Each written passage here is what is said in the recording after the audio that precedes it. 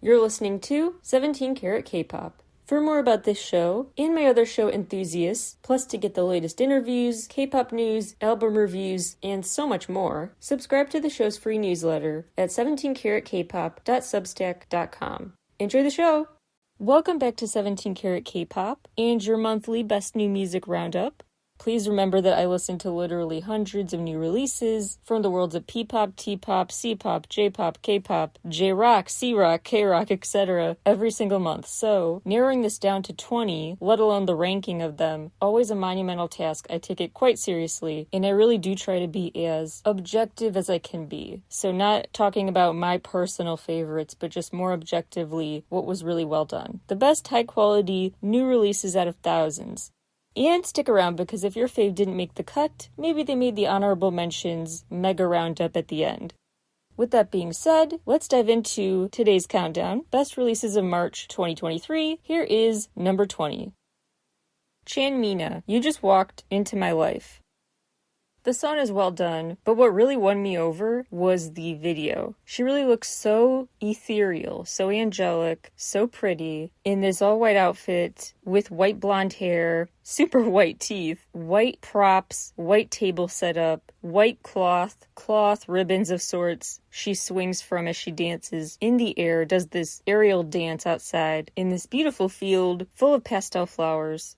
She really kind of seduces this guy while singing about you walking into her life. Like, how dare you, uninvited, but then she is the one seducing him. So it's an interesting take charge attitude in this very pretty way. They also spend time then as a couple, so she won, she did woo him. And her love interest are in this just beautiful marble mansion with this cool ironwork for stairwells. It is just what home decor enthusiasts dream about. Beautiful location, beautiful settings, visually just a beautiful video, and kind of an allusion to them being ghosts or just spirits, maybe angels, not of this world. Because they just go on casual dates while still in all white. Like, she's just there in her super platinum-colored look, walking around like a normal person at the convenience store with him. They hold each other while looking over a bridge. They go to the park together, chill on the swings. They dance slowly together in a busy street, like they don't care if they'll get hit by a car because maybe they are already dead. I think they are kind of like otherworldly beings here. It's a sweet love story, not super relatable, but it is in terms of the casual dates. So relatable mixed with just fun fantasy and a cool, pretty character.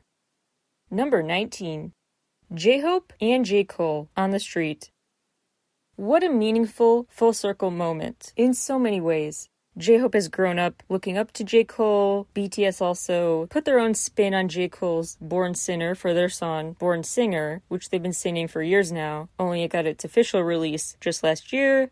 BTS early on in their career also, of course, utilized a lot of butterfly imagery and symbolism, which is back now and becomes part of the new J-Hope era with the cover art for the single. J. Cole also kind of has a full circle moment, referencing kind of the fall off, a phrase he's referred to in his work multiple times since 2018, and he keeps up that thematic continuity. They both bring their own stories to this song in a cool full circle way. It's especially fun to watch the Bangtan TV episode with J-Hope fanboying over J. Cole. It's just very cute. And we find out from that J-Hope actually said, no, can I reach out myself? Like, no PR intermediary, let me reach out with the request. Just so happy for him. Also notable that he walks around in New York in the video, down the same street J. Cole walks in Simba, which is from J. Cole's debut mixtape. There may also be a nod to Jin's The Astronaut I See, like when J-Hope bends down to look at a little girl. Okay, I know this part is going to be reaching, but I do see a parallel between the moment Jin does this and J-Hope does this in their solos, just staring straight at the camera, a small smile creeping on their faces, a little satisfied smile. I don't know, it just feels like that could have been an intentional similarity. What I love about this song, probably the most, is just the street metaphor. I love metaphors that can be applied so many different ways and be so universal and personal at the same time.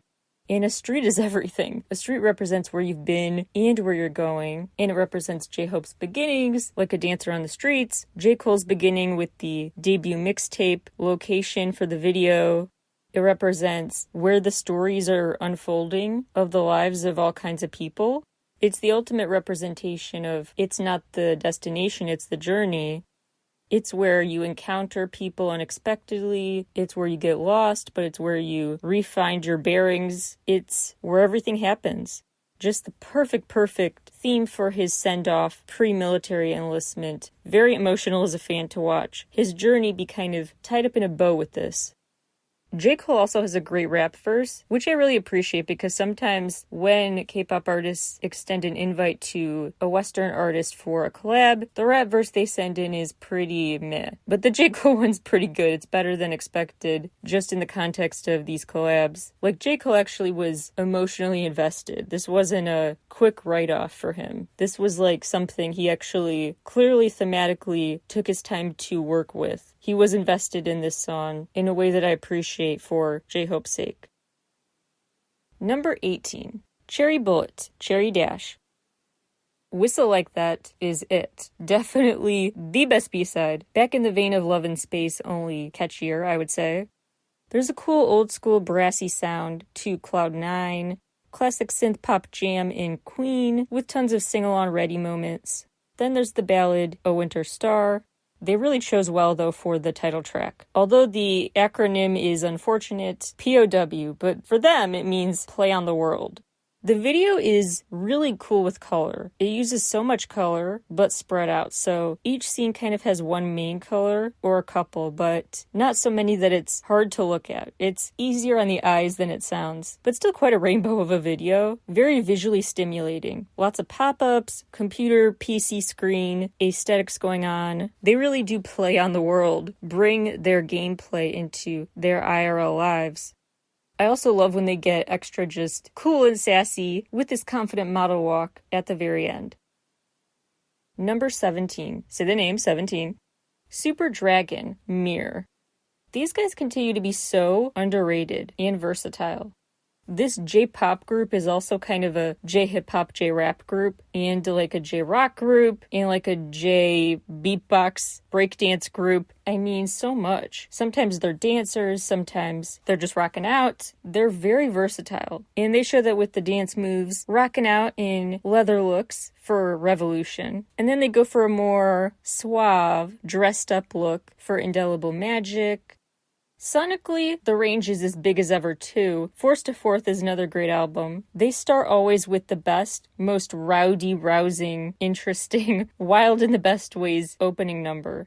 This time it's Are You Ready, which is a blast. Some songs are more kind of EDM focused. Others are more rock. Some are kind of jazzy. Some are very much down the middle pop. Some have fun background noises, like the fun slide whistle, and Not Enough.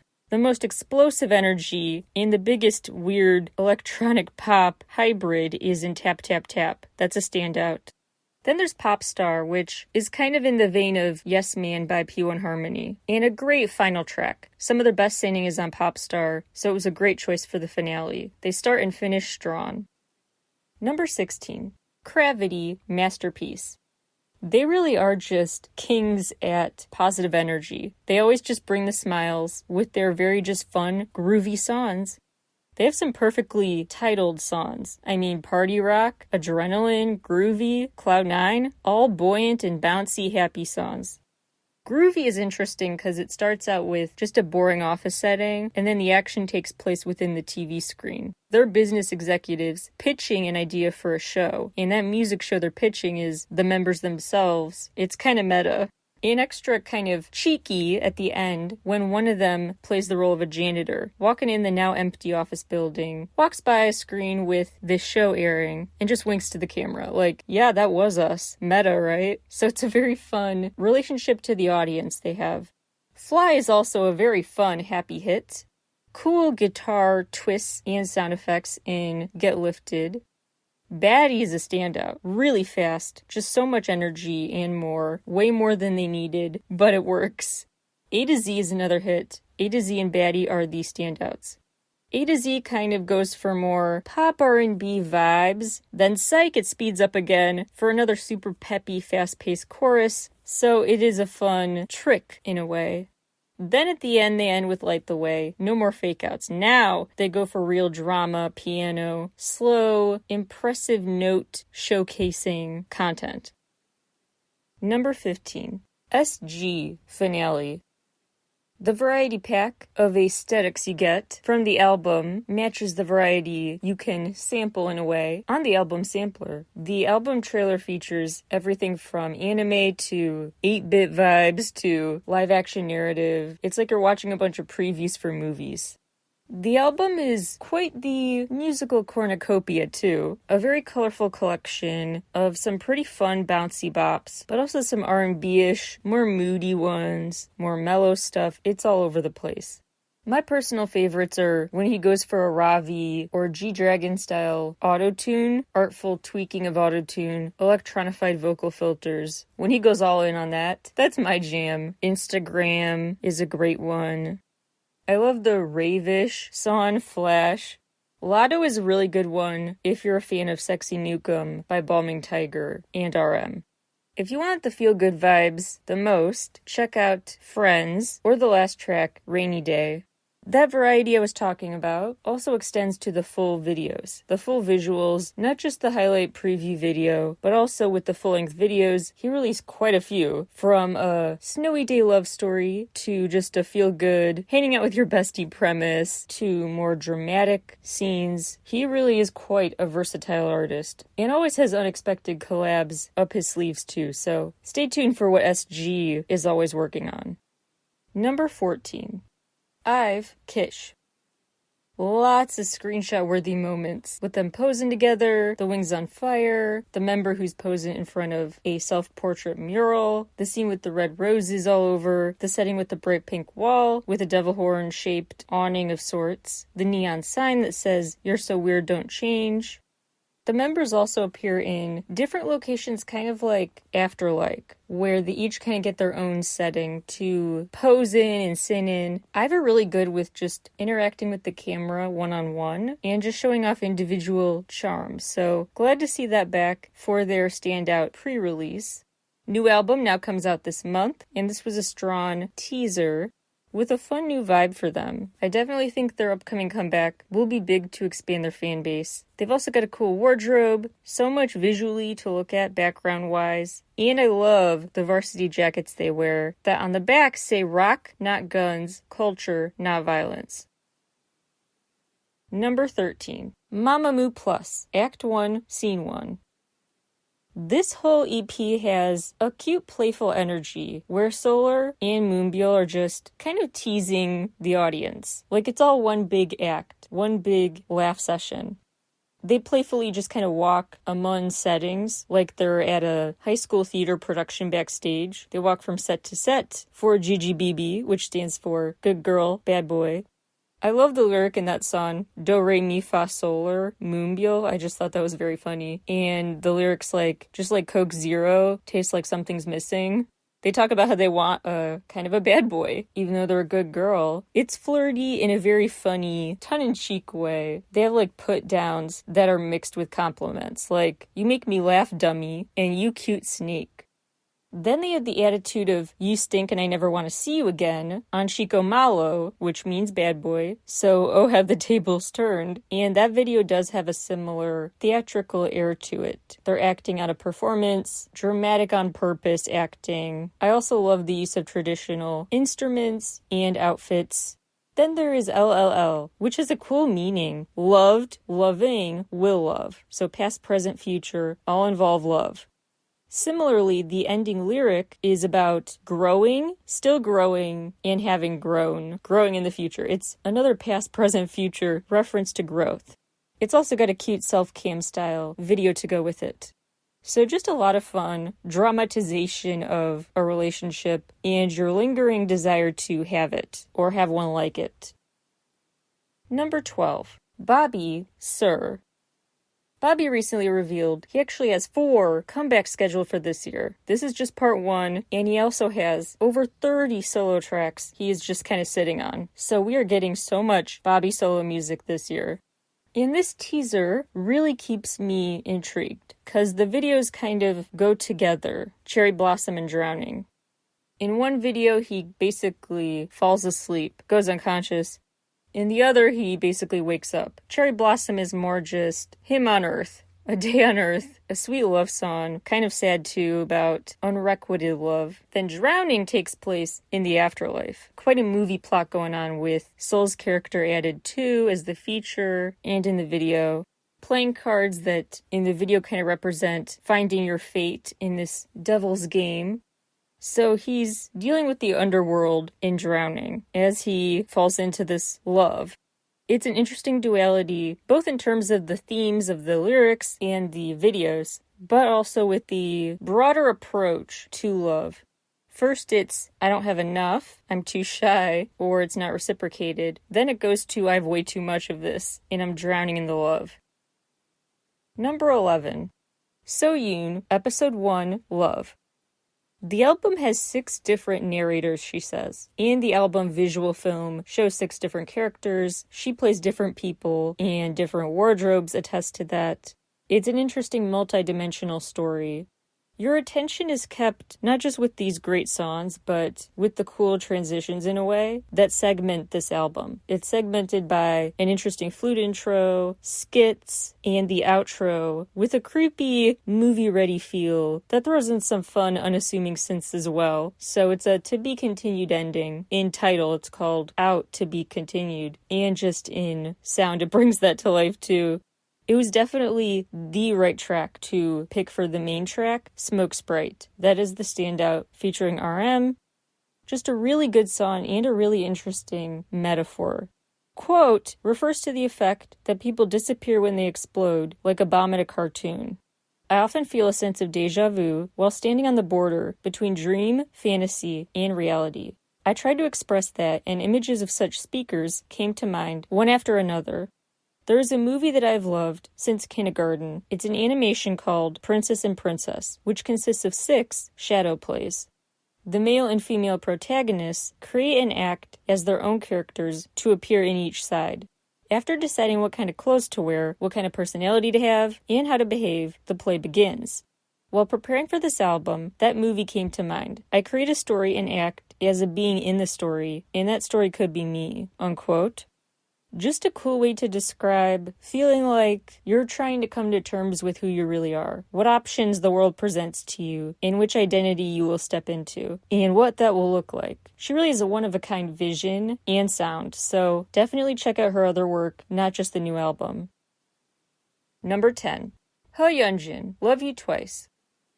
This LE SSERAFIM member continues to really impress me with her solo releases that don't get like a full promo round, so I don't know how you want to count it as how much you want to say it's an official release or whatever, but you can stream it all now. This and her previous single, I Not Equal to Doll, a fun play on word with the word idol. I just love that she, so early in her career, is already really clear in her vision. She knows what she wants artistically and brings that to life in more ways than one. She really does literally artistically stay in charge here. Like she's hand drawing cute illustrations, animations that then turn into her music videos / lyric videos with subtitles on. So another cool handmade animation forms the blueprint for Love You Twice, which truly has very poetic lyrics. Reflecting on the person she shows the world and who she really is, and how she feels like a failure, not as good at all as the person she presents herself to be online and on stage, and she just wants someone who will love her and feel like she is this perfect girl all the time, without having to feel like it's putting on an act. It's a very relatable imposter syndrome type story, with just beautiful lyrics. It's quite a poem, so here's some of it. A spotless bedroom, spends quiet nights, Pilates mornings, and she's good with wine. She wakes at the right time, sets the right vibes. She's funny, but never too much. Mysterious, but always in touch. All I wish to be is someone deserving of the comfort that you bring. 'Cause deep inside, I want to be her. She takes the hit but never shows you where it hurts. Bathes you in spring sunshine, wipes tears dry, and says, I love you twice. In 7 years' time, I will look back and wonder, why was I such a mess, unable to relax? Even when I dullin with time, please tell me I still shine. 'Cause deep inside I want to be her. She takes the hit but swings back stronger. Oh, to be ever blooming with you.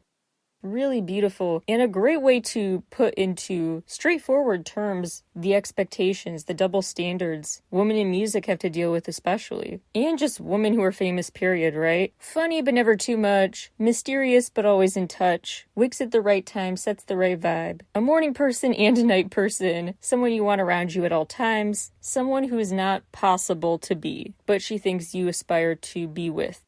It's really profound, and I love her personalization. Number 9. Code Kunst, Remember Archive.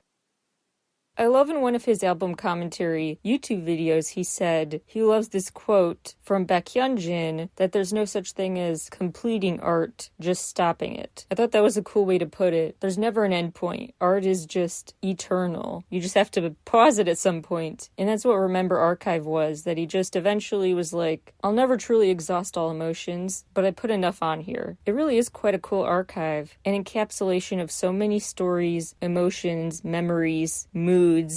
He also captures that well visually with the little album teaser that basically showed a bunch of symbols of each story in the album. So the camera slow-mo pans left to right as you see frozen in time characters and symbols, each one kind of a spoiler for what to expect thematically from this varied album.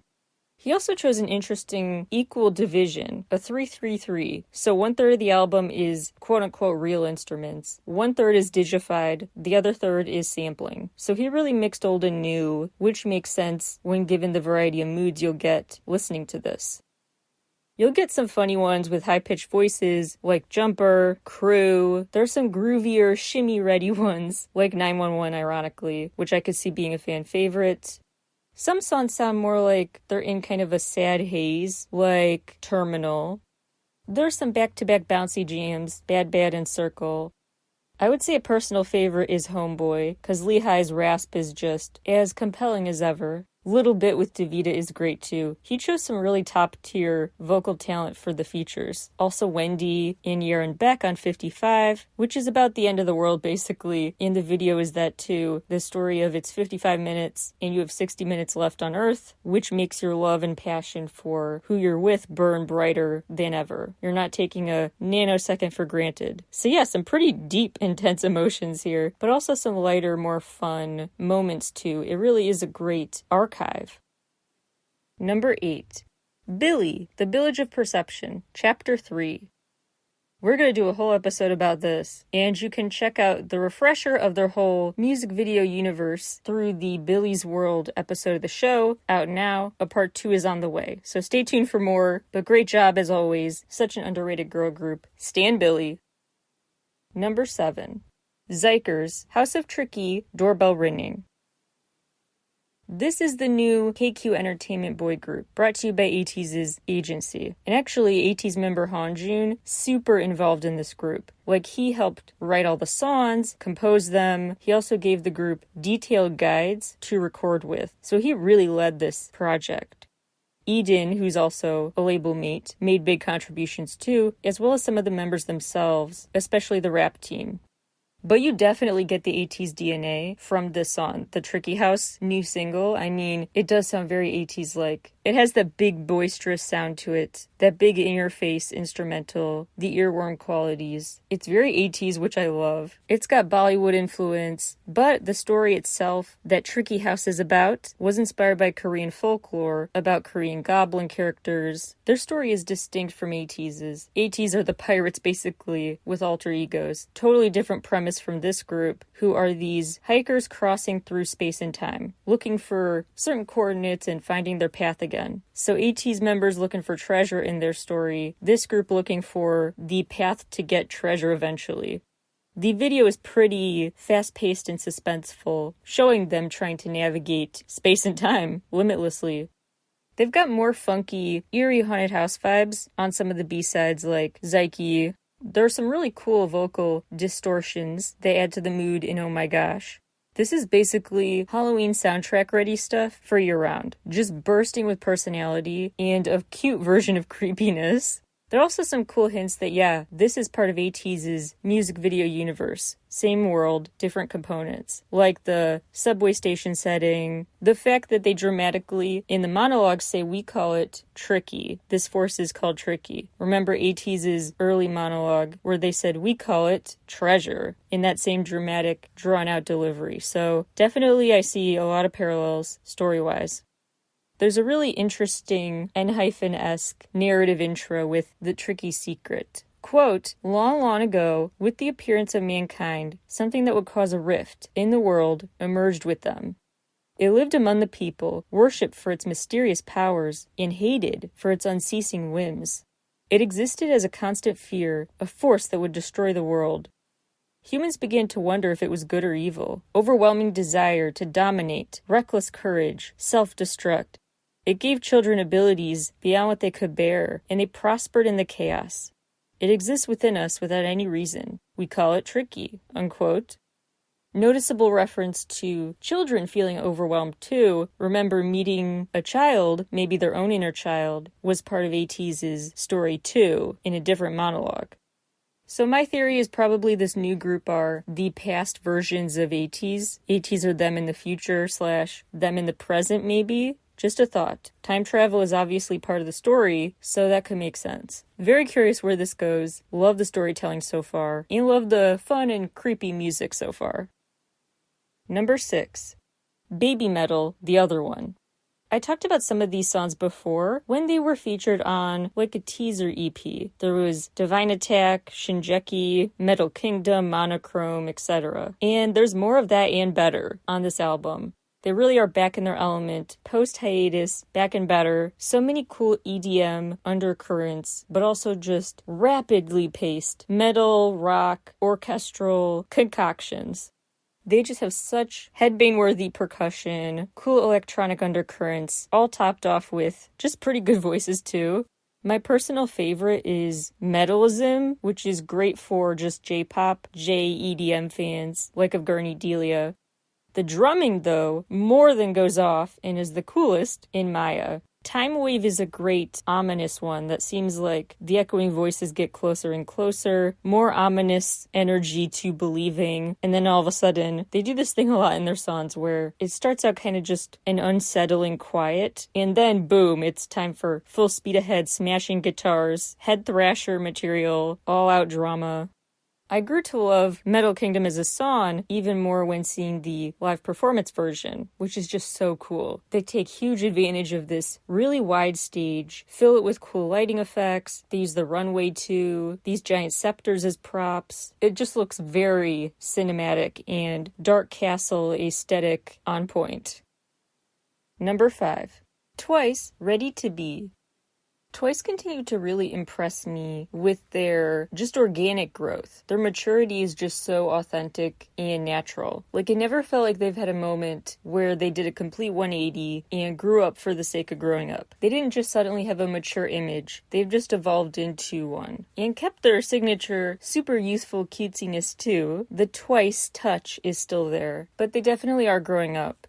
So they really do just have an indescribable ease with which they have expanded their rep, and they continue to just expand their variety sonically on this album. This is a really great, high-quality, polished group of pop bops, danceable, bold tracks. The only main downside, the whole EP is less than 20 minutes to listen to all the way through. But the upside of that is you can listen to the full thing 3 times in a row in 1 hour. And it's just very high quality and loop-worthy. Love Set Me Free. Great disco-tinged jam with the TikTok-ready dance for the chorus. Honestly, I think a weaker track out of the track list is Moonlight Sunrise. That one, not doing it for me like the others. So that was kind of a good warm-up option. But Set Me Free definitely was the right call for the full big-time comeback promo. I can't pick a favorite B-side. Crazy Stupid Love, maybe. Maybe Got the Thrills. Blame It on Me. So I've named almost every song on there. It is just really high quality. And I like the video for Set Me Free, which has a cool making a movie premise. Like they're filming a movie scene, and then they watch themselves from the auditorium carrying out that scene. It was a very exciting moment the first time I watched the video to see the surprise pause for dramatic effect in the bridge. And they subverted expectations with the teasers for Set Me Free. I kind of like when music video teasers psych you out, give you the wrong impression, because from the Set Me Free video teaser, you got the feeling it was going to be a kind of stripped down, bare-skinned, dramatic number, focused on the scenes taking off their makeup and just freeing themselves from beauty standards, etc. No, the theme became way different. So the out-of-context clip misled people, but I kind of like that. It was a surprise then. But they did have that key scene in there. So throughout the video, they actually showed a multitude of topics you could use to interpret the song as being about. So that was a pretty cool layered viewing experience that you have to kind of repeat, rewatch to get different takeaways each time. Number 4, Jisoo, Me. I really think, honestly, Jisoo has the strongest Blackpink solo. Effortlessly, I don't know, I just feel like she most perfectly embodies the message she's trying to deliver. She's just so good at this, so underrated. And it's sad to think about how she almost didn't release it. She was like, I don't know if I ever really want to go solo. I'm so glad she changed her mind. Just a really cool moment for her. In my opinion, the best songs out of Blackpink's solo work. Flower is in my head all the time these days. With cool flower and butterfly symbolism, she talks about love is gone, all that left was the lingering scent of a flower. And is this really cool hand gesture, like a flower opening up and blossoming as part of the choreography. To me, out of all the Blackpink solo videos, the flower video just is so effortless. Like, the most effortless getting into character. Not even trying, but she is. And the most just seamlessly pulling off the choreography, the story, this duality that's just within her naturally. Kind of sassy, bye to this ex, mixed with a true romantic, reminiscing about this instead of just forgetting about it. And she does kind of regret missing out on this love too sometimes. Notice how in the video she has a pearl necklace she rips off. Later she goes to the store window and sees that same necklace now back up for sale. Like, she's tempted to buy that new one now that she broke her old one. But she realizes she doesn't need that and it doesn't have sentimental value anymore, which is really reinforced at the very end when that corsage type choker is what she rips off her neck at the very end. So she basically is moving on but not forgetting the memories. It's also just truly a stunning video visually. She looks just so beautiful in all these different outfits. Which Blackpink member has the most wardrobe changes in their solo video? For Jisoo, I counted around 12, but let me know what you think for the others. I'm pretty sure they each got around a dozen outfit changes, and at first, honestly, watching it the first time, I thought Jisoo got less than the others, and I was like, come on. But then I went back and watched again, and I'm like, oh, whoa, yeah, there's another change. So many outfit changes. Wowzers. So I think she has about a dozen. I think it's 11 or 12 because there's one time where I think for a split second she's in a second LBD that wasn't seen before. Maybe it's the same LBD as before, but it just looked different from the angle, and she had her hair different. I don't know, but I think there are 12 because of the second black dress. But anyway. She's an elegant beauty with a great song, an interesting way she tells the story in 3 chapters, and she does pretty seamless product placement for Christian Dior makeup. Nicely played. Number 3, Kai Rover. I have some big, broad theories I want to start with. To mix things up a little this time, my big takeaways are first.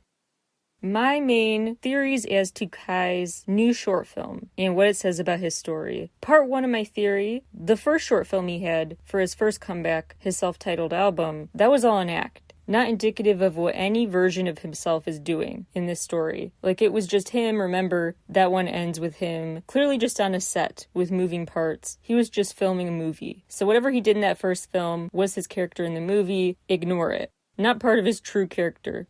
Number 2, the new short film shows both Kais, good Kai and evil Kai. The good Kai and the evil one who committed the crimes tried to cover him up by blurring the CCTV footage and all that stuff. The bloodied Kai and the innocent one. This new short film shows both, sometimes merging, sometimes in separate places, sometimes traveling to each other's dimensions, sometimes one takes on the traits of the other, but at the end of the day, just two Kais. So if you think there's a third, I think you're wrong. It just may not seem like you're cut and dry, good Kai or evil Kai that day because they borrow from each other. So don't read into the outfits he wears as good or evil Kai, because maybe good Kai is wearing evil Kai's clothes or vice versa. Number 3. To understand who Kai really is, watch the new film closely. To understand who he aspires to be or wants you to perceive him as, watch his intro film. Main takeaway 4, his character is a real fighter, so if there's ever a weird Hunger Games twist to the SMCU, Kai is surviving long after the others. And lastly, he learns the hard way that the shady characters on set of the film he was making follow him IRL, so he cannot outrun the shadowy figures and all they represent. He can't leave that baggage on a movie set at the end of the day. They follow him into this short film about his real life. Also note that the people he is dealing with in this video, I think are the same villains he encounters in XO content, Super M content, etc. The ones they had to fight in Monster, the ones experimenting on them in Lucky One, the masked figures in all sorts of his visuals, mini movies of sorts. Same people, same team, working for the same boss the whole time. Those are my big theories. I couldn't dive into each component more if you want, but for the sake of time I won't today, but lots of cool new lore to chew on with this new short film and the album. I also see a lot of cool ways his Rover video ties into the SMCU, like with the ballet figurine of sorts that becomes lifelike, very Red Velvet-esque, kind of a nod to their character in the story. Rover was actually inspired by Billy Elliot. Billy Elliot's about this guy, long story short, who is judged for pursuing ballet, being passionate about ballet, but at the end of the day, after his dad sees him perform, his dad's very supportive and thinks he was born to do this, born to dance. His dad actually eventually warms up so much to him doing this, he pawns his mom's jewelry just to help his son pay for the trip to London for the dance audition. He ends performing in Swan Lake, which is also full of symbolism about passion and the death of it or the sustenance of it that would tie into Kai's story naturally. But the biggest hint that he was influenced by Billy Elliot is the fact one of his aliases in the video is Mr. Elliot Billy. Throughout the video, Kai puts on a bunch of different personas, which, yes, I did actually pause, play to list, because I'm that kind of weird red string bulletin board theorist. So now I'm really analyzing the fact he used the aliases Anthony, Luke, Wesley, Eli, Thomas, etc. Yes, I'm very deep in this lore, okay? So Kai is really trying on different identities in a very cinematic video about Kai, who outside of all these characters, just as his self off stage, really was born to dance. You could definitely see that. He remains a really interesting performer, and I also love that the Rover choreo was very made for TikTok, made for dance challenges, but the interpretive dancing he does in his short films lets him spread his wings more, show his full range. Number 2. Bam Bam, Sour and Sweet.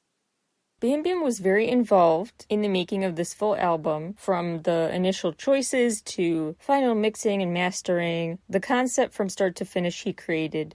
And it's really a great encapsulation of his journey, because he starts with the song Feather, meant to represent his feeling fragile and uncertain when he first came to Korea, how it would go. And at the end, he ends with the song Wings, about how he's gone from feathers to wings. He's turned into a feeling free as a bird kind of a thing. Like, he really proved to himself he's got this. He really became comfortable in his own skin, figured out who he wants to be, musically, personally.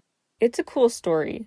It's full of surprises inside, which is also fitting for the theme, Sour and Sweet, because like his outfit in the video is white but red on the inside, this album has Sour and Sweet smack dab in the center of more emotional tracks. And it's all just like one big nesting doll of a release. Side note, in a recent interview promoting this release, he said, before COVID ruined all the plans, GOT7 was set to have their first stadium show. Not an arena, a stadium. But COVID ruined the plan, and I just really hope for his sake, and for GOT7's sake, that is back on the table soon. Besides this album being so personal to him and his journey, what I love about it is the way that it really stays intriguing, stays compelling, visually and auditorily.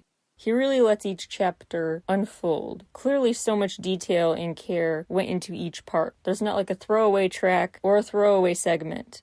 The highlight medley, previewing all the songs, really tells a bunch of mini stories, short stories to soundtrack the varied songs. There's Feather, which is a visual accompaniment of this animated version of him replaced with his 4D regular self in a black and white world. The song is showing his uncertainty. It's got a slow pace, echoey voices, strings, piano, all kind of spread out. It's a spatially wide song for him. Elements kind of spread out, like he's slowly pacing himself, getting his bearings. The transition then is into Take It Easy, which he said was his own therapy, his comfort to himself, a reassuring track for himself when he was going through a very tough time mentally.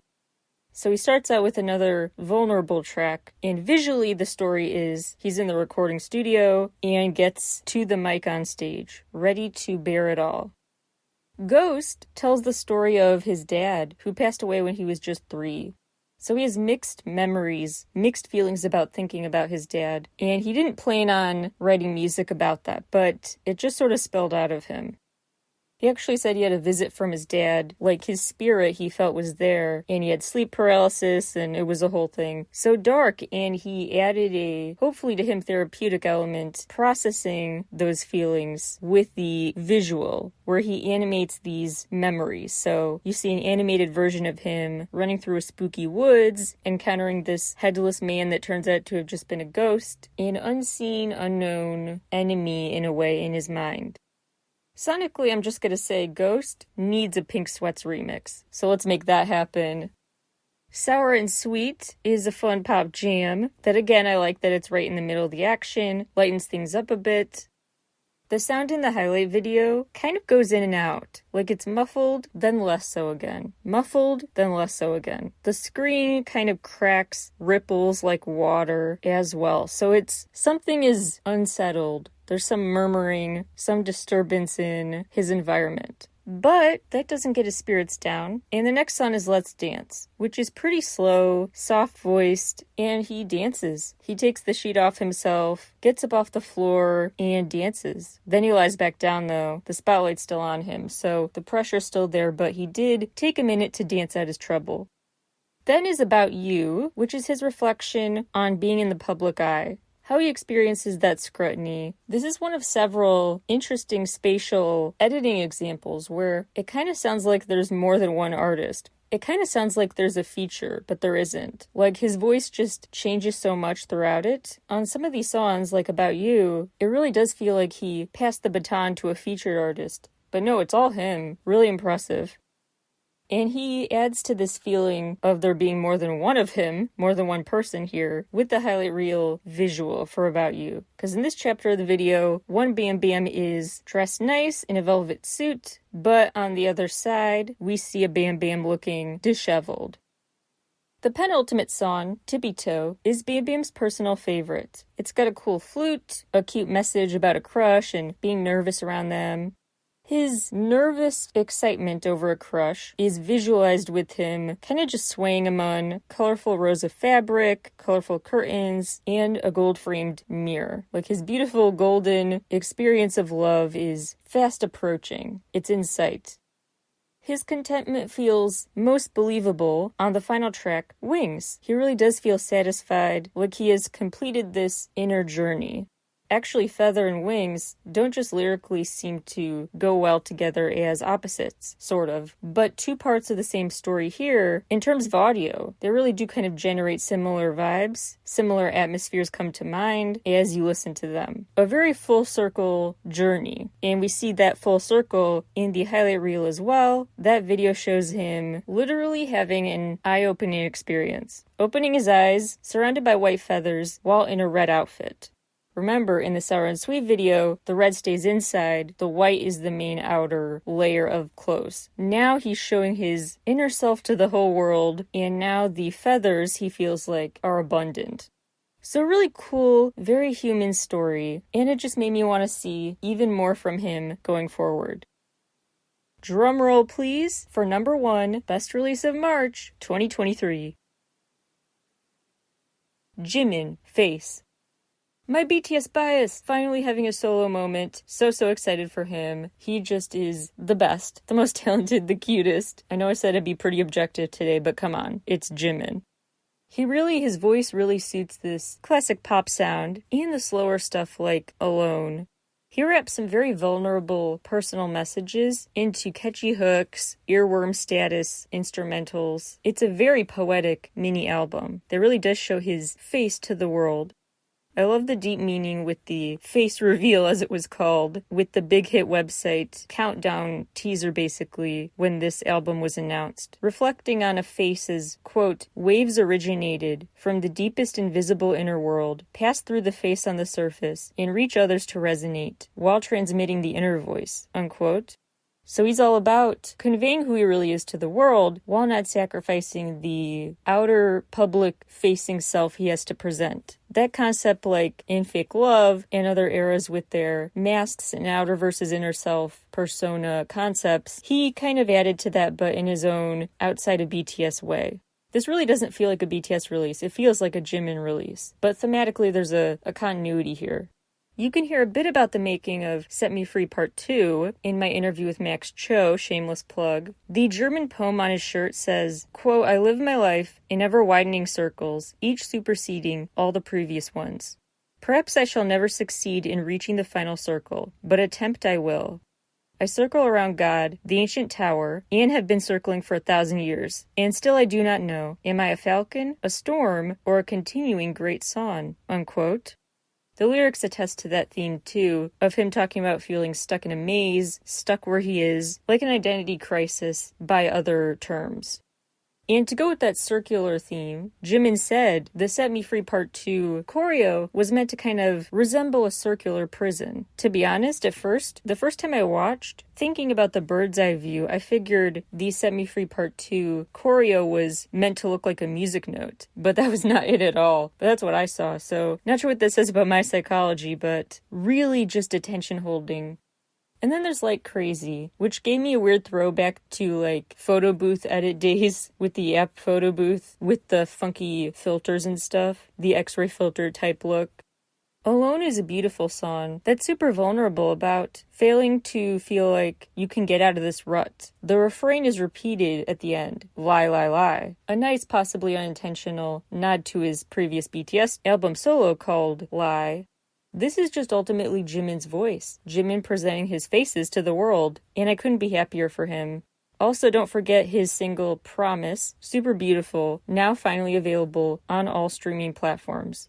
And I just want to leave you with this beautiful quote from a recent interview that just sums up why I love Jimin. Quote, I really agree with the opinion that BTS's music always talks about how there needs to be more love and tolerance in the world. Isn't comfort the greatest strength music can bring? Unquote. Yes, it is. Now on to a massive round of honorable mentions, starting more in detail, ending with just lightning fast. It gets faster and faster.